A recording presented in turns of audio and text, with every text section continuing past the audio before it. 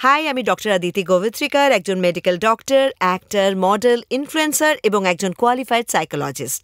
এইসব টাইটেলের পাশাপাশি আমি একজন প্রাউড মমও। আমরা জানি নতুন জীবনকে পৃথিবীতে নিয়ে আসা একটি অত্যন্ত ইম্পর্টেন্ট জার্নি, কিন্তু প্রেগন্যান্সির পরে আবার শেপে ফিরে আসার জার্নিটা সব নতুন মায়ের জন্য একটি ব্যক্তিগত আর ট্রান্সফরমেটিভ এক্সপিরিয়েন্স হতে পারে। এমনকি প্রেগন্যান্সির আগের ফিটনেস ফিরে পাওয়ার ইচ্ছাও কিন্তু অত্যন্ত স্বাভাবিক ব্যাপার। কিন্তু আপনারও এটা বোঝা অত্যন্ত জরুরি যে এটা কিন্তু শুধুমাত্র ফিজিক্যাল অ্যাপিয়ারেন্স নয়, এটা আসলে আপনার ফিজিক্যাল এবং মেন্টাল ওয়েলবিং, যা আপনাকে মাতৃত্বের চ্যালেঞ্জ এবং আনন্দের মুখোমুখি হতে প্রস্তুত করবে। মরিসন্স বেবি ড্রিমসের সাথে সহযোগিতায় এই ভিডিওতে আমরা নতুন মায়েদের জন্য একটা রোড ম্যাপ দেব, যাতে তারা তাদের ফিটনেসকে ফিরে পেতে পারে মাইন্ডফুলি। এফেক্টিভ রিকভারির জন্য আমরা প্র্যাকটিক্যাল স্টেপস আর অ্যাডভাইস দেব, যা আপনার পোস্টপার্টাম জার্নিকে আরও স্ট্রঙ্গার, হেলদিয়ার আর আরও কনফিডেন্ট করতে সাহায্য করবে। মনে রাখবেন, প্রতিটি মহিলার পোস্ট প্রেগন্যান্সি এক্সপিরিয়েন্স কিন্তু ইউনিক। তাই আপনি এই স্ট্র্যাটেজিগুলোকে আপনার স্পেসিফিক নিডস এবং সার্কামস্ট্যান্স অনুযায়ী ব্যবহার করুন। আমার মেয়ে কিয়ারার যখন 4 মাস বয়স, তখন আমি আবার র্যাম্প ওয়াক করা শুরু করি। আবার শেপে ফিরে আসার জন্য আমি সবার আগে নিজেকে মেন্টালি প্রিপেয়ার করেছিলাম।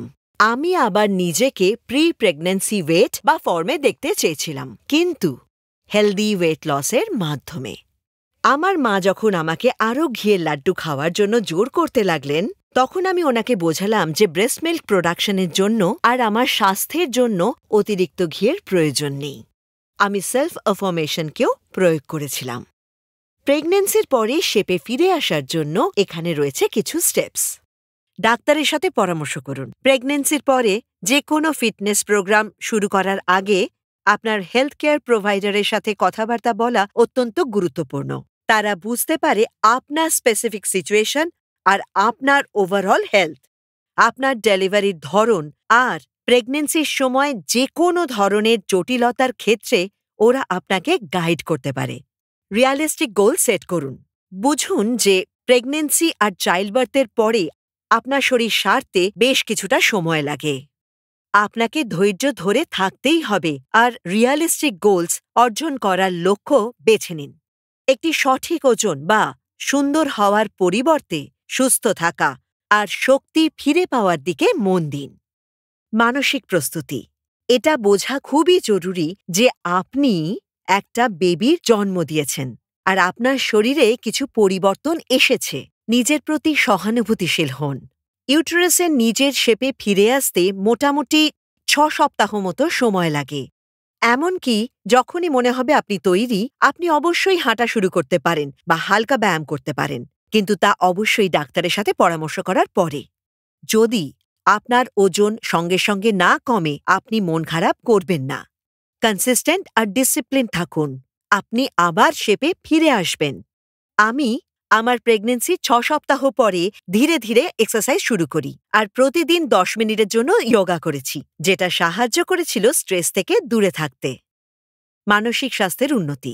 আপনার মেন্টাল হেলথকে অবহেলা করবেন না। পোস্টপার্টাম মুড চেঞ্জেস একদম নর্মাল। সেই জন্য আপনি যদি চিন্তিত বা বিচলিত বোধ করতে থাকেন, তাহলে সাহায্য নিন। Don't feel guilty or overwhelmed. আর প্লিজ এই সিমটমগুলোকে নর্মালাইজ করবেন না। আমার সেকেন্ড বেবি প্রিটার্ম ছিল আর 1 মাস ধরে এনআইসিইউতে থাকার ফলে আমার খুব স্ট্রেস হয়েছিল। কিন্তু আমি জানতাম, আমি যদি স্ট্রং না থাকি তাহলে আমি ওর যত্ন নিতেই পারবো না। এই জন্য সেলফ কেয়ার খুবই জরুরি, মেন্টাল এবং ফিজিক্যাল দুটোই। পুষ্টি। পোস্ট প্রেগন্যান্সির পরে সুস্থ হওয়া এবং আবার শেপে ফিরে আসার জন্য ব্যালেন্স ডায়েট অত্যন্ত জরুরি।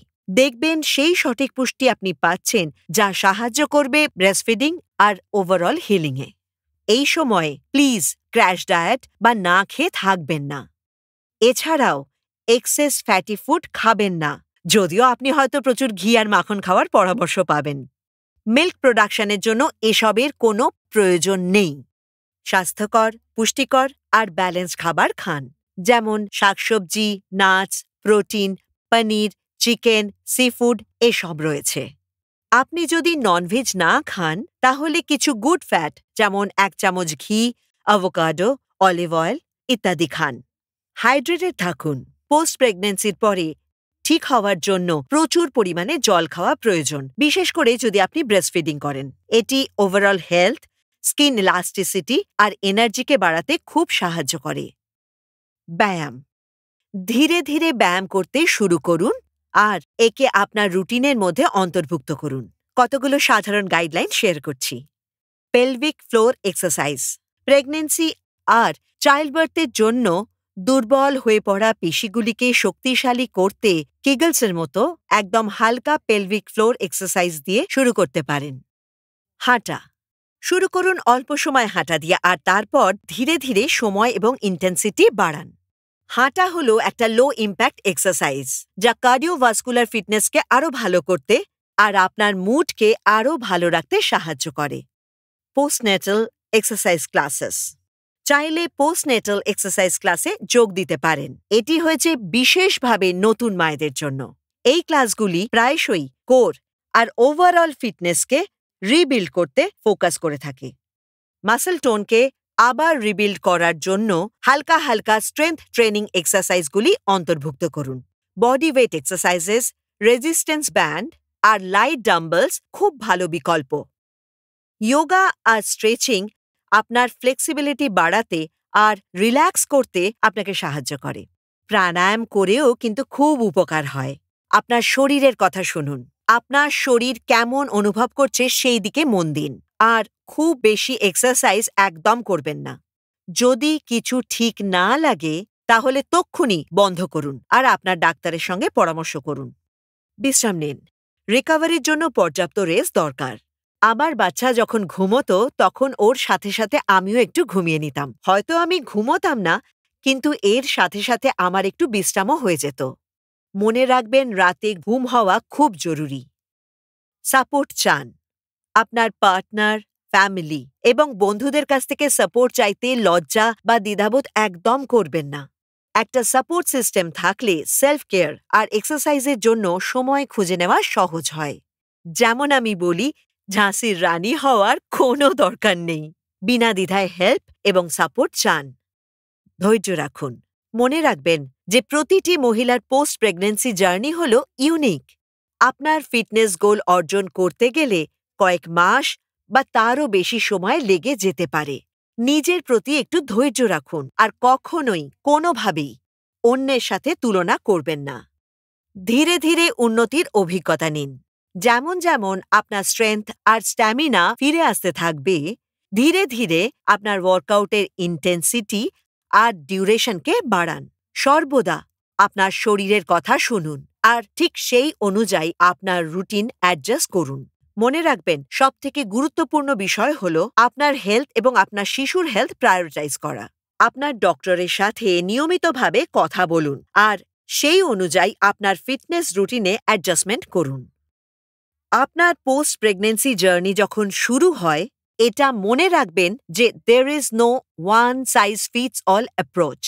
আপনার শরীরে ইনক্রেডিবল ট্রান্সফরমেশন এসেছে আর যে গতিতে আপনি আপনার ফিটনেস রিগেন করবেন সেটা অন্যদের থেকে আলাদাও হতে পারে। এই বিউটিফুল জার্নিকে আপন করে নিন। সেলিব্রেট ইওর অ্যাচিভমেন্টস আর ফিজিক্যাল ও ইমোশনাল দুভাবেই বিকাশের মুহূর্তগুলোকে উপভোগ করুন। এই গাইডলাইনগুলোকে অনুসরণ করে আর আপনার শরীরের কথা শোনার মাধ্যমে আপনি আপনার নিউবর্নের সাথে হেলদিয়ার, স্ট্রঙ্গার আর সুন্দর বন্ড তৈরি করতে সক্ষম হবেন, যেখানে আপনি নিজেকে খুব কনফিডেন্ট বলে মনে করবেন।